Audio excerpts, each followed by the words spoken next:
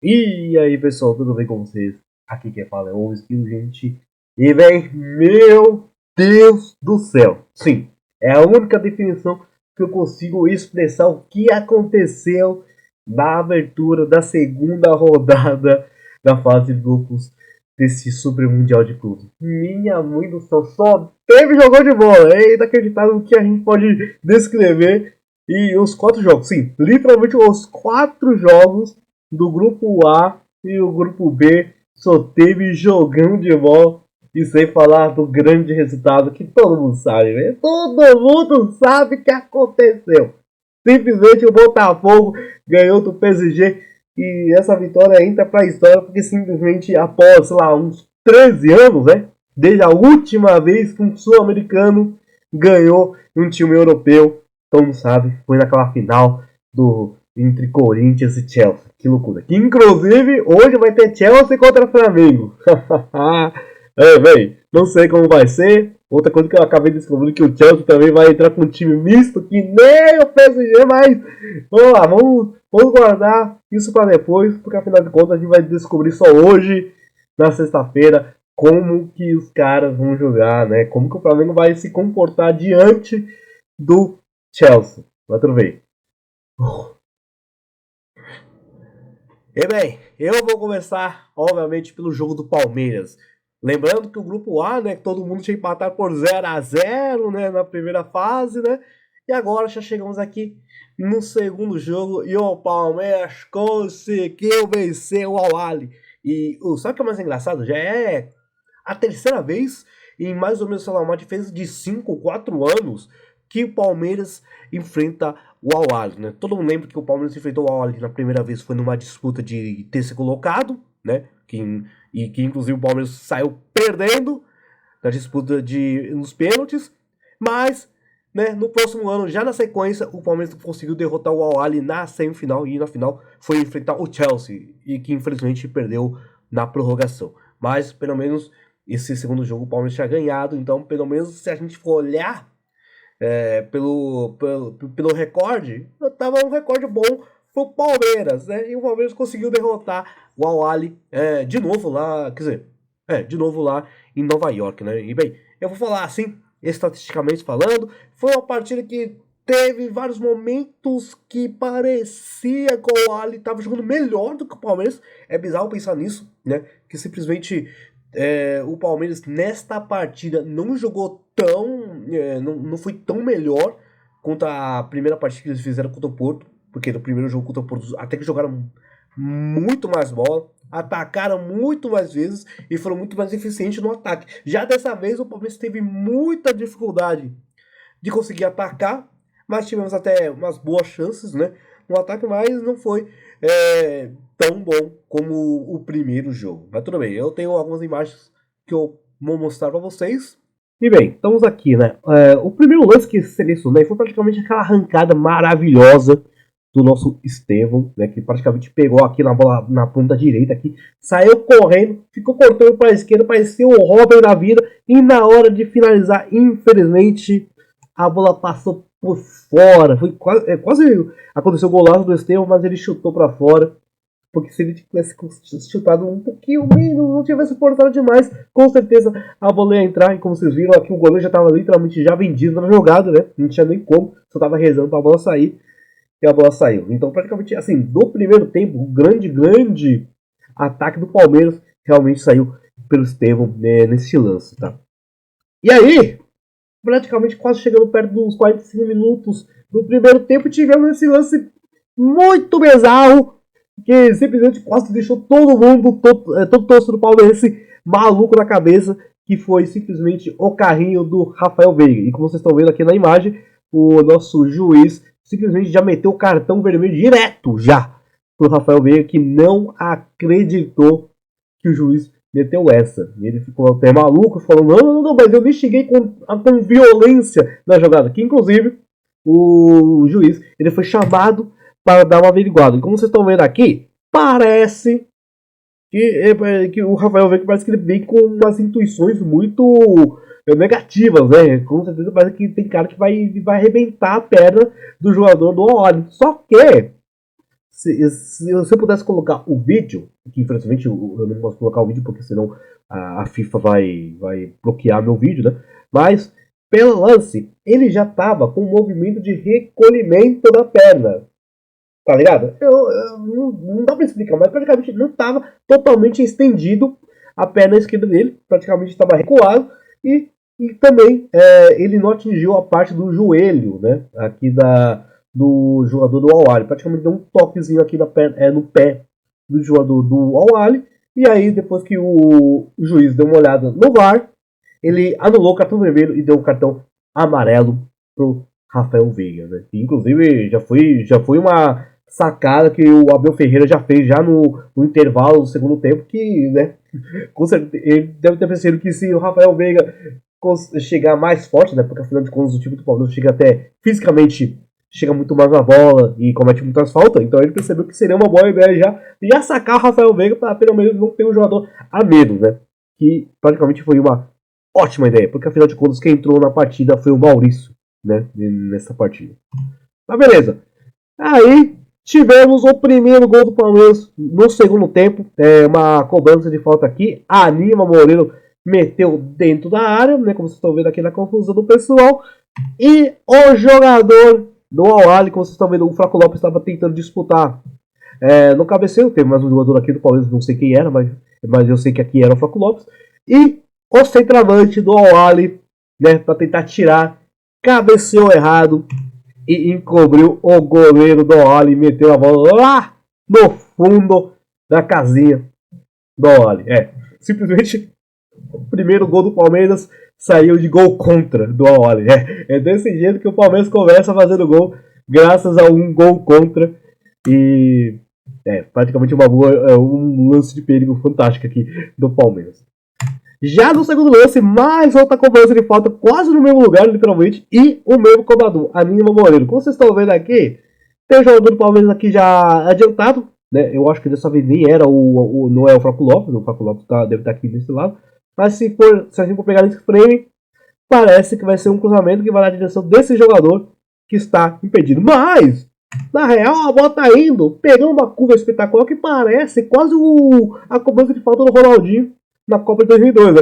Aí começou a dar uma curva, e quase encobriu o goleiro, porque o goleiro estava esperto no lance e deu um tapinha para fora, né?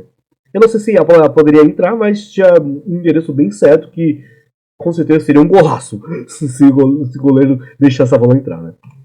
E bem, o nosso segundo gol do Palmeiras, por volta dos 58, 59 minutos do segundo tempo, teve uma cobrança de falta aqui do Al-Ahly. E o Palmeiras começou a fazer um contra-ataque fulminante, né? Que praticamente estava no Estevão. Aí o Estevão fez um passe pro Maurício. E o Maurício fez um baita de um passe aqui, que vocês estão vendo. O Flaco Lopes estava atrás no meio de campo. Então, inclusive, o jogador do Al-Ahly estava dando condição, né? De qualquer maneira, os dois jogadores aqui estavam dando condições pro Flaco Lopes, né?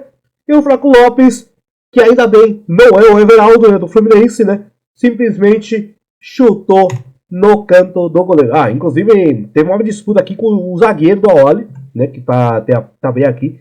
Tentou chegar de carrinho, perdeu a disputa e o Flaco Lopes ficou cara a cara com o goleiro do Al-Ahly e só bateu no canto direito dele, né? Ou no canto esquerdo do goleiro, praticamente cruzado. A bola, inclusive, bateu até na trave antes de entrar no gol. Simplesmente mostrando, o Flaco Lopes mostrando pro Everaldo do Fluminense como não peidar na farofa diante de um goleiro. Praticamente só meteu no canto e aí fez o segundo gol do Palmeiras. Então, dá pra perceber que o Flaco Lopes, que também entrou no segundo tempo, também foi o cara da partida, porque com a presença dele, praticamente os dois gols do Palmeiras, quase ele meio que participou monotônicamente dos dois lances aqui, e eu poderia dizer sem dúvidas nenhuma que ele foi o principal jogador. Eu acho que com certeza seria o melhor jogador em campo dessa partida entre Palmeiras e Al-Ahly, né? Espetacular. Depois que aconteceu o gol do Palmeiras, sim, depois que saiu o segundo gol do Palmeiras, simplesmente o juiz teve que paralisar o jogo, e sim, inacreditavelmente, é o terceiro dia seguido, foi o terceiro dia seguido que o jogo foi paralisado por causa de mau clima. E era ameaça de quê? De tempestade. Novamente. Meus amigos, é bizarro, porque se a gente for perceber por essa imagem aqui já, Dá pra perceber que tava literalmente um calor insuportável. Tava mais de 30 graus. E não é aquele calor que você pensa, ah, pelo menos vai estar um ventinho legal. Não, não, não, não, não. É um calor que praticamente parecia que tava um céu azul inteiraço.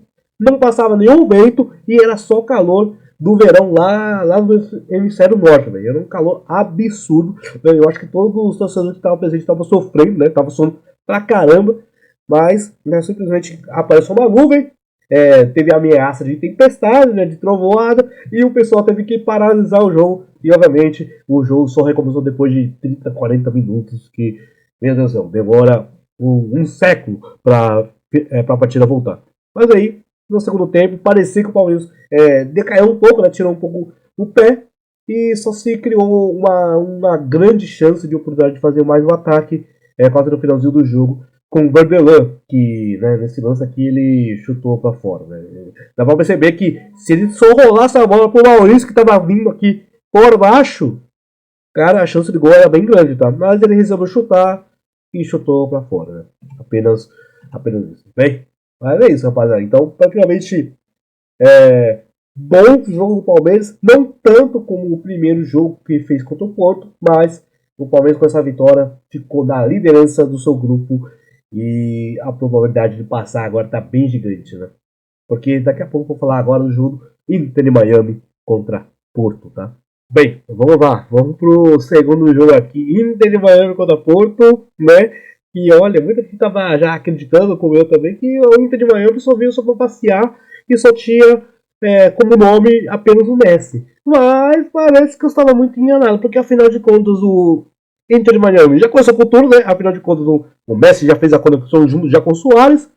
E só que o Soares meio que bateu um pouco errado. Inclusive, vocês estão vendo que aqui já estava no chão, tentando chutar ainda. Mas, foi um lance de perigo, mas que ao mesmo tempo não foi tanto, porque o Soares não bateu muito bem nessa bola. Mas o goleiro do Porto teve que fazer essa defesa. Inclusive, ainda continua sendo o goleiro reserva, que pegou muito contra o Palmeiras no primeiro jogo, né? E bem, só que na sequência, rapaziada, passou praticamente 4 minutos, né? E o nosso jogador, o nosso zagueiro do Inter de Miami, resolveu fazer um pênalti. Como vocês estão vendo aqui, teve um toque bem sutil aqui no pezinho do jogador do Porto, que se desequilibrou. E no pênalti, o Samu Aguerroa, né, fez o seu gol de pênalti. E que quase o goleiro do Inter de Miami pegou. Lembrando que no primeiro jogo, o goleiro do Inter de Miami defendeu, né, o pênalti do time do Al Hilal. Al Hilal não, né, do Al Ahly. Mas dessa vez ele não conseguiu defender.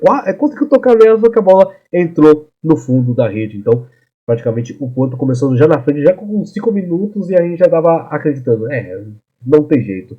O Inter de Miami, infelizmente, vai perder este jogo. Mas, olha, quem diria, tá? O Porto, depois que fez o gol, não se criou quase nenhuma chance muito, podemos dizer, perigosa, né? Porque afinal de contas depois só deu Inter de Miami, né? E olha, tivemos aqui um lance do Messi que simplesmente saiu arrancando, como todo mundo conhece o Messi arrancando. E olha só, 37 anos, ainda continua arrancando que nem um maluco. E os jogadores do Porto correndo atrás do Messi que nem um louco, né? E bem, o Messi rolou a bola de novo pro Soares. Cara a cara dele, do Soares, muito na hora. Só que aí na hora de bater, né, o goleiro do Porto já estava muito na frente dele. Já estava de cara a cara com o Soares. E o Soares só chutou na direção dele. E o goleiro do Porto defendeu mais uma vez, tá? Bem, ainda no primeiro tempo tivemos outra chance aqui com o Rodrigo Moura, outro grande destaque da primeira partida contra o Palmeiras, né, que fez um monte de rabiscado. Quase fez o seu golaço aqui, só que também, como eu já falei, ele é muito fominha, né, o jogador do Porto, inclusive tinha um jogador aqui atrás pedindo a bola faz muito tempo. E na hora da finalização, né, depois de cortar um monte de jogadores do Inter de Miami, o zagueiro Falcão aqui defendeu em cima da linha. Assim, como vocês estão vendo aqui, o goleiro do Inter de Miami não ia nem conseguir fazer a defesa. E o zagueiro Falcão conseguiu tirar de cabeça o segundo gol do Porto, né? Beleza. E já no finalzinho do primeiro tempo ainda tivemos outro lance de perigo, que o jogador do Porto fez um baita chutaço. A bola bateu na trave, bateu nas costas, se não me engano, do goleiro, né, o Stari, e na sequência, o goleiro do Inter de Miami teve até, sei lá, do nada, teve um instinto natural e muita sorte que simplesmente percebeu que a bola batendo nas costas dele parecia que ia entrar pro gol, ele conseguiu se esticar, né, e deu um tapinha para tirar o gol. Então, praticamente uma reação espetacular do goleiro aqui do Inter de Miami, que, olha, eu vou te falar, hein, com essas atuações que ele tá fazendo nos dois jogos, a probabilidade dele ser vendido até que é bem grande, tá? Mas eu não sei se ele é muito velho, o goleiro. Eu tenho certeza que, pelas imagens que eu tava vendo na partida, o goleiro do Inter de Miami é muito velho, velho. Sei lá, deve ter quase a mesma idade do Messi, eu acho. Ou até mais. Mas ele fez mais uma boa atuação aqui, tá? Um goleiro do Inter de Miami. E bem, começou o segundo tempo. E sim, o Inter de Miami já teve uma grande chance, que simplesmente já foi o gol de empate. Como vocês estão vendo aqui, outra vez aqui na ponta direita, teve o cruzamento aqui do jogador do Inter de Miami e apareceu o Segovinha. Se eu não estiver enganado, esse é o nome dele mesmo, Segovinha, apressando aqui o número 8 e dando um baita de um balaço, um baita de chutaço aqui no ângulo do goleiro do Porto, que não teve nenhuma reação para defender esse chute, e tá aí o Inter de Miami empatando o jogo já no começo do segundo tempo, tá? Sem nenhuma dificuldade, já chegando com tudo, tá? E bem, e aí, rapaziada? Aí já eu não posso nem falar nada. Passou mais uns 10 minutos, falta simplesmente em cima da linha da meia-lua, praticamente onde a gente faz os desafios do banheirista. E cara, pra mim, quando tá num lance desse, falta já é perigoso quando você tem um Messi na equipe. É aí quando a bola tá literalmente, praticamente na meia-lua, rapaziada, é literalmente um pênalti. É um pênalti pro Messi. E o Messi simplesmente guardou aqui desse ângulo, aqui dá pra perceber onde ele foi chutar, né? A barreta nesse canto esquerdo e o Messi simplesmente chutou no canto do goleiro, que foi um baita de um golaço que, nossa senhora, foi literalmente, morreu lá no ângulo. E já tava percebendo que o Messi já tava comemorando já. Chutou a bola, já saiu comemorando que nem um louco já.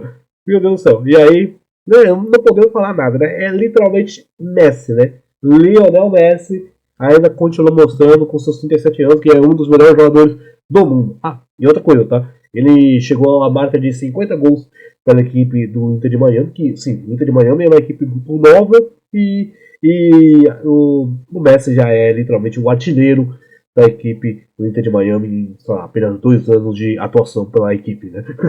Mas aí, mais outro golaço da galeria de faltas do Messi, né? E aí, bem, depois de tomar a virada, né, o Porto, em praticamente 10 minutos, né, do segundo tempo, o Porto começou a se desesperar, né? Começou a meter chuveirinho na área, chutar de qualquer maneira. Inclusive teve uma chance muito boa aqui com o Samu Aguerrou, só que ele deu uma cabeçada e a bola foi para fora. A bola está aqui, se vocês estão percebendo. Mas a bola chegou bem perto. Mas assim, de bom mesmo, só teve essas grandes oportunidades aqui do Porto, porque a maioria foram chutes para fora, ou chute na seleção do goleiro, né? E esse foi provavelmente um dos momentos mais perigosos do Porto. E praticamente quase no finalzinho do jogo, o Messi fez uma assistência, quase fez uma assistência de cabeça, né? E o jogador do Inter de Miami chutou com uma outra grande defesa aqui do goleiro do Porto. Ah, então para perceber, né? Se o jogador do Inter de Miami não fosse o Palmeiras, era só fazer o passe que o Suárez estava sozinho, só para empurrar para o fundo da rede, né? Mas tá aí, né? Simplesmente mais outro jogo fantástico, virado do Inter de Miami e o Messi simplesmente mostrando porque que ele é o GOAT. Né? Agora vamos para o terceiro jogo, mais outro confronto europeu contra o time da MLS, né? Seattle Sounders contra o Atlético de Madrid, né? Lembrando que o Atlético de Madrid tomou um amasso do PSG no primeiro jogo, 4-0. E bem, quem que resolveu levar a porrada, né? Infelizmente, o Seattle Sounders. Aqui eu posso dizer, realmente veio para passear, mesmo sabendo que deu sufoco pro Botafogo, né, no primeiro jogo, porque afinal de contas foi 2-1. E nesse jogo contra o Atlético de Madrid, até que jogava bem, tá? O Seattle Sounders também deu bastante sufoco pro Atlético de Madrid, mas o Atlético de Madrid pelo menos conseguiu agora mostrar, né, fez seu dever de casa e conseguiu derrotar com, sei lá, uma certa facilidade, só que ao mesmo tempo não, né? Porque, como eu já falei, passou até um pouco de sufoco nesta partida, né? Mas vamos lá. Só que temos um problema. Por que eu vou falar que temos um problema? Porque, afinal de contas, o Atlético de Madrid não devia passar esse sufoco todo nesta partida. Era para ser um jogo que era facilmente para conseguir golear, né, o Seattle Sounders, só que, sei lá, a equipe é uma máquina. É uma máquina de perder gols fáceis. Não, sério, é uma loucura. A quantidade de gols que ele perdeu no primeiro tempo é um negócio bizarro. Mas boa lá. Primeiro ataque de grande perigo já do Atlético de Madrid aos 10 minutos. Tivemos uma boa arrancada aqui do Simeone, que saiu correndo aqui pela ponta direita.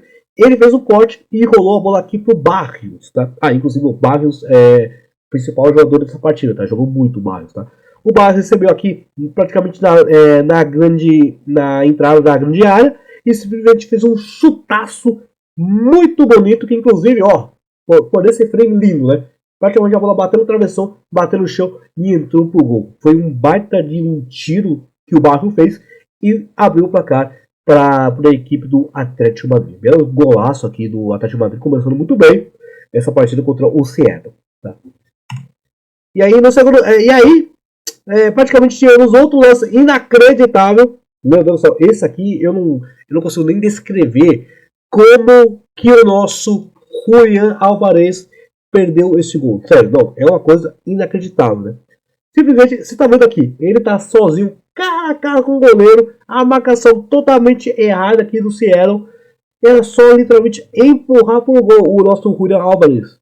Só que ele conseguiu chutar pra fora, né? Inclusive ainda bateu na trave e foi pra fora. Inacreditável essa chance de gol perdida do Atlético de Madrid com o Julián Álvarez. Tá? E aí tivemos outro lance inacreditável com o Solov, né? Lembrando que no primeiro jogo contra o PSG ele perdeu um gol inacreditável, que era só empurrar no fundo das redes, porque o Donnarumma já estava longe do gol, ele chutou lá para a lua. E aqui o Solov dominou bonito, só que na hora de finalizar, dentro da pequena área, ele chutou a bola para fora. Meu Deus do céu, o Solov tá de sacanagem com todo mundo, né? Aí, ó, esse homem aqui, esse Solov aqui tá de sacanagem. Como que ele consegue perder tanto gol inacreditável, tá? E bem, o Seattle conseguiu fazer um ataque um pouco perigoso depois de alguns minutos, né? Só que o jogador do Seattle, cara a cara com o Braque, chutou a bola para fora. Sim, para fora, nem bateu no Braque, ele chutou literalmente a bola para fora, né? E tivemos mais outro lance do Solov. Aos 25 minutos, olha só de novo, né? Cortou, deixou simplesmente o zagueiro do Seattle de bunda no chão. Caraca, um goleiro, cara a cara com o goleiro. E sabe o que ele fez? Em vez de, sei lá, chutar no canto, ou quem sabe rolar a bola pro Depou, que tá simplesmente aqui sozinho. Ó, se ele rolar essa bola pro Depou, também, só empurrar pro gol, facinho, né? O que ele fez? Ele praticamente estava quase tropeçando na bola, não teve tempo para pensar onde chutar, e chutou simplesmente no peito do goleiro. E simplesmente chutou no peito do goleiro, praticamente cara a cara, não tinha mais ninguém para marcar ele. E ele se embaralhou tudo na hora de finalizar e chutou tudo horrorosamente. E mais outra chance o Solov perdeu. Eu não sei como que o Atlético de Madrid acreditou que seria uma boa ideia trazer ele. Meu amigo, ele fez uma temporada legal pelo Atlético de Madrid, mas, cara, ele perde muito gol, né? O Solov é uma máquina de perder gol. Inacreditável. Mas tudo bem. E aí, chegamos aqui em outro lance muito perigoso do Seattle Sounders, né? No primeiro tempo ainda. E esse jogador ele meio que fez um chute e o Oblak meio que defendeu num susto. Mas só que o chute foi no meio do gol, mas ele meio que defendeu num susto o Oblak, né? Mais outra chance boa do Seattle Sounders, né? Mas beleza. Começou o segundo tempo e teve pênalti. Ou se bem, era para ser um pênalti, só que depois o VAR chamou e dá para perceber muito bem que o Simeone, né, que foi derrubado no lance, a falta aconteceu fora da área, né? Dá pra perceber muito bem que a mão do jogador do Seattle estava segurando aqui o Simeone e na hora da queda tudo aconteceu fora da área, né? Então não foi anulado o pênalti e só aconteceu a cobrança de falta, né? Que não aconteceu nada. E bem, tivemos aqui no segundo tempo, né? Não, se bem que esse lance aqui no primeiro tempo, né? Falei errado. Esse aqui foi o lance do primeiro tempo. No segundo tempo, por volta, eu acho que 50 minutos para 60 por aí, o Atlético de Madrid bateu uma cobrança de escanteio, né? Uma rolada aqui para trás, né? E o Leonete fez um baita de um tirabaço, né, que inclusive bateu no travessão, né, o goleiro fez tocou na bola, mas bateu no travessão. No rebote, Lenormand apareceu aqui pela ponta direita e só fez o passe pro Witsel, que foi entrou no segundo tempo. E o Witsel simplesmente só empurrou facinho de cabeça pro fundo da rede, né? 2-0 pro Atlético de Madrid. Mas, olha só, que rápido, simplesmente muito rápido. O Seattle Sounders já diminuiu o placar, né, para 2-1. Vocês estão vendo aqui, o jogador do Seattle Sounders apareceu aqui após o cruzamento desse jogador número 18, né, do Seattle. Fez o cabeceio e passou pro camisa número 11, né? Porque se tocasse para esse cara aqui, estava impedido, né? Mas ele fez o passe pro camisa número 11, que fez o chute, desviou no zagueiro do Atlético de Madrid, que simplesmente matou o Braque na jogada. 2-1 pro Seattle. E só que, bem, a felicidade do Seattle durou muito pouco, porque se passaram apenas 4, 5 minutos. Cobrança de lateral, aqui vocês estão vendo, né? Aí, inclusive o zagueiro do Atlético de Madrid que desviou a bola para fazer, que teve o gol do Seattle, cobrou o lateral. O zagueiro do Seattle tentou tirar de cabeça, só que na hora da tirada a bola sobrou para quem? Apareceu o Barros sozinho e deu a chapinha batendo aqui no canto esquerdo do goleiro sem chance nenhuma. O goleiro do Seattle não teve nenhuma reação e aí praticamente o Atlético de Madrid pelo menos estava garantindo a vitória com certa tranquilidade. Mas que deu até um pouco de sustinho, porque no final das contas o Seattle diminuiu o placar, só que não diminuiu porque o jogador do Seattle, como vocês estão vendo aqui, fez o chute, desviou do zagueiro do Atlético de Madrid, sobrou pro camisa 9 que empurrou pro gol, mas como vocês repararam, ele estava literalmente impedido. E aí o jogo acabou e deu assim, o Atlético de Madrid conseguiu suspirar um pouco e ainda está na briga para pelo menos tentar se classificar no mata-mata. Só que agora, rapaziada, ficou naquela situação, né?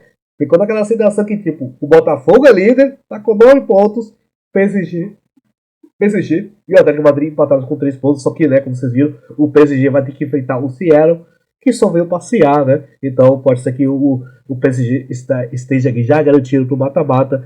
E o Atlético de Madrid vai ter que tentar vencer o Botafogo para pelo menos conseguir sonhar e se classificar. E olha que tem que fazer um saldo de gols bem grande para passar, porque senão tchau Atlético de Madrid, tá? E para finalizar, finalmente chegamos nele.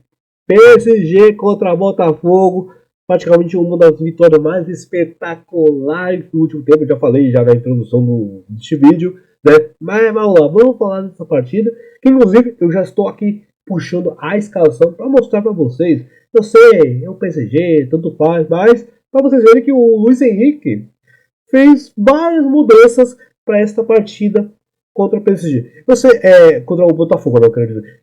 Eu sei que é muito bizarro a gente pensar, nossa, por que o PSG, o Luiz Henrique, resolveu fazer uma mudança tão drástica, sabendo que era uma partida que, se garantisse a vitória, era literalmente já uma garantia de classificação direta pro mata-mata. Mas não, ele meteu o mistão, né, o nosso Luiz Henrique, né, e aqui eu vou falar de um pouquinho, né, começando com o Donnarumma, beleza, Hakimi, Beraldo e Pátio. Pra vocês verem, sim, Beraldo entrou no lugar do Marquinhos, né, e aqui estava o Lucas Hernandes, né, o irmão do Theo Hernandes, né, porque normalmente aqui na lateral esquerda não devia ser o Lucas Hernandes aqui na lateral esquerda, mas tudo bem.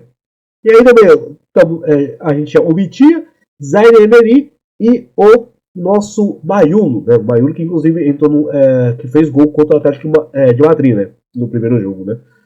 Pra vocês verem que teve uma mudança até interessante, só manter o Vitinho aqui no meio de campo, né.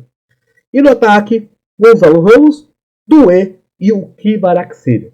Sim, como vocês perceberam, a única diferença é que saiu o Dembélé, né? Inclusive o Dembélé parece que nem entrou nessa partida porque saiu do primeiro jogo machucado, né? E aí o Gonzalo Ramos jogou como um centroavante nessa partida contra o Botafogo, né?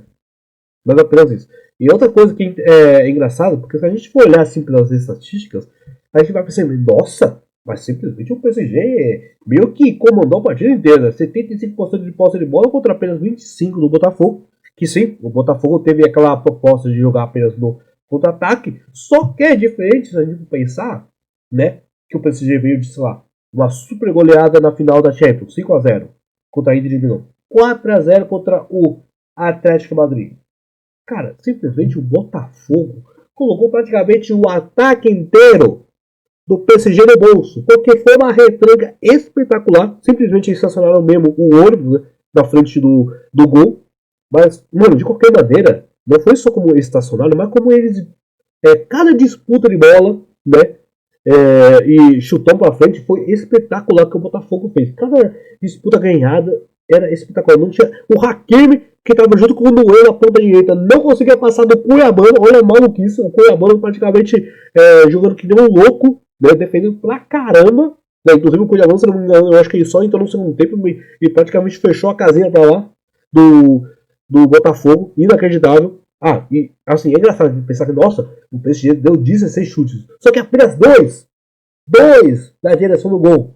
Né? Enquanto o Botafogo, que só fez 4 chutes, os 4 chutes foram na direção do gol. Pra vocês verem como foi eficiente o ataque do Botafogo nas oportunidades que eles tiveram, né, durante a partida. Que é muito bizarro. Sem falar que assim, olha só isso, velho. 10 escanteios pro PSG, apenas um pro Botafogo, velho. Cara, muita loucura. Vamos lá, vamos então agora mostrar as imagens. Que, olha só, eu já tava acreditando mesmo que poderia ser uma goleada, como eu acho que todo mundo já pensou que o Botafogo ia ser goleado, massacrado. E literalmente no primeiro minuto do jogo, o que vai ser correndo aqui pela ponta esquerda, contra a direita, fez o chute e o John já fez a grande defesa aqui, a primeira já defesa da partida, né? Só que aí, o Botafogo também já criou um lance de perigo com o nosso Arthur, que teve que chutar de muito longe para uma defesa até tranquila do nosso Donnarumma, né? Mas de boas. Só que aí, rapaziada, olha isso. O Botafogo partindo pro seu segundo ataque, né? Simplesmente um chutão do John, se não me engano. O Arthur domina errado. O PSG meio que retoma a bola, só que o Arthur consegue roubar a bola, né? Faz o passe pro Savarino aqui. Savarino já faz um bom passe, adiantando o passe pro Igor Jesus. E Igor Jesus praticamente ganhando na velocidade do pátio, né? Contra o Beraldo, só que o pátio estava na marcação contra o Igor Jesus, né? Consegue fazer o chute, ainda toca, ainda tem um leve desvio do pátio e simplesmente o Donnarumma, como vocês estão vendo aqui, só olhando, sem reação nenhuma, porque o Igor Jesus bateu no contrapé do Donnarumma, metendo no cantinho, sem chance pro Donnarumma aí, o Botafogo começando na frente. Quando eu olhei para esse gol, eu fiquei maluco. Eu acho que não tem como vocês perceberem, olharem e falar, cara, não tem como você sair comemorando que nem um maluco depois que o Igor Jesus abriu para cá pro Botafogo. Véio. Quando ele fez o gol, simplesmente meteu essa comemoração que, mano, é aura. Literalmente aura, porque não tem como você explicar o que o Igor Jesus fez neste gol, véio. Foi tão absurdo, já saiu correndo para a direção da torcida do Botafogo. Foi uma coisa tão espetacular e ninguém estava acreditando. Todo mundo olhando incrédulo o lance, falando, caraca, o Botafogo praticamente 2, 3 chances que já teve, já meteu o gol assim, facinho no contra-ataque e o PSG totalmente perdido, não acreditando no que estava acontecendo, né? E foi exatamente, praticamente isso que aconteceu no segundo tempo inteiro, né? Inclusive o Savarino teve uma chance boa aqui para fazer o segundo gol, só que ele cabeçou por meio do gol sem nenhuma dificuldade pro Donnarumma, né? Fazer a defesa. E depois disso, como eu falei, rapaziada, só deu o PSG. Praticamente o PSG atacando, só que chances claras de gol muito pequenas, né? Porque eles só chutavam, só que passava para fora, ou era muito longe, ou simplesmente esse era um chute que ficava praticamente já bloqueado para os jogadores do Botafogo. Outro chute era meio do gol, né? Nenhuma dificuldade. Eu peguei esse lance, que já, olha só, já tá nos 90 minutos. Foi uma cobrança de falta. E o que vai acontecer chutou perto, quase que essa bola entra, só que bateu por cima da rede, né? E olha só o John tentando pegar essa bola, só que a bola bateu aqui por cima da rede, né? Mas, cara, foi praticamente isso mesmo. O PSG tentando atacar de todas as maneiras, só que sem nenhum grande perigo. E o Botafogo simplesmente estacionando o ônibus lá no gol, velho. Inacreditável. Foi praticamente uma defesa espetacular que o Botafogo fez, que armou em cima do PSG. E, obviamente, foi uma situação muito complicada pro Igor Jesus e pro Arthur, que tiveram que, sei lá, aproveitar qualquer chutão para frente e falar, se virem, tentam correr, ficam tentando ganhar na disputa aérea contra alguns jogadores do PSG e tentam segurar o máximo possível. Então, praticamente foi isso mesmo que o jogo se resumiu pro Botafogo, defender pra caramba, fazer uma retranca espetacular e tentar aproveitar um contra-ataque se for o necessário, né? E, bem, cara, tem que dar um parabéns mesmo. O que o Botafogo fez. Referência total.